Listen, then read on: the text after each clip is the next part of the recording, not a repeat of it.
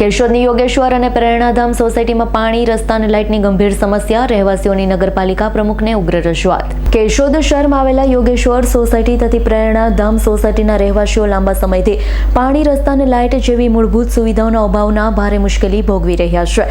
આ બાબતે બંને સોસાયટીના રહેવાસીઓ દ્વારા અગાઉ અનેક વખત લેખિત રજૂઆત કરવામાં આવી હોવા છતાં પણ સમસ્યાનું કોઈ નિરાકરણ આવ્યું નથી. પરિસ્થિતિથી કંટાળી આજે બંને સોસાયટીના ભાઈઓ અને બહેનો મોટી સંખ્યામાં એકત્રિત થઈ કેશોદ નગરપાલિકા કચેરી ખાતે પહોંચ્યા હતા. નગરપાલિકા પ્રમુખને મૌખિક રીતે ઉગ્ર રજૂઆત કરી રહેવાસીઓએ જણાવ્યું હતું કે સોસાયટીમાં પૂરતું પાણી મળતું નથી. રસ્તાઓ અત્યંત ખરાબ હાલતમાં હોવાથી ચાલવામાં પણ ભારે મુશ્કેલી પડે છે. રાત્રિ સમયે લાઇટની અપૂરતી સુવિધાઓના કારણે અસુવિધા તથા અસુરક્ષાનો માહોલ સર્જાય છે.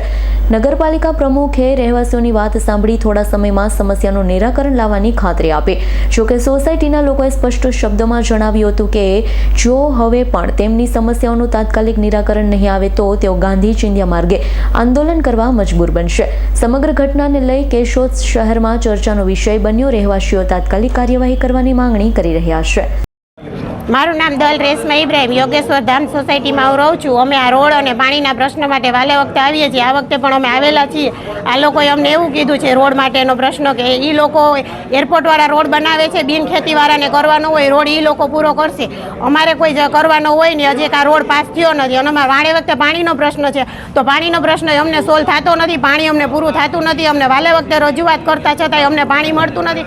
અમારા રોડ રસ્તા વ્યવસ્થિત છે નહીં. ચોમાસાનો ગાળો આવે ત્યારે અમે રસ્તાઓમાં પૂરેપૂરા પાણી ભરાઈ જાય છે. અમારે છોકરાઓને સ્કૂલે જવામાં, કોઈ બીમાર હોય અમારે હોસ્પિટલ લઈ જવા માટે અમારા એરિયામાં બહુ તકલીફ થાય છે. અને આ લોકો એવું કીધું કે બિન ખેતીવાળા રોડ બનાવશે. અમને એવો જવાબ મળેલો છે. આ પ્રશ્ન રોડનો સવાલ નહીં થાય તો અમે બધા આંદોલન કરીને આગળ જવા માટે નમ્ર વિનંતી કરીએ છીએ.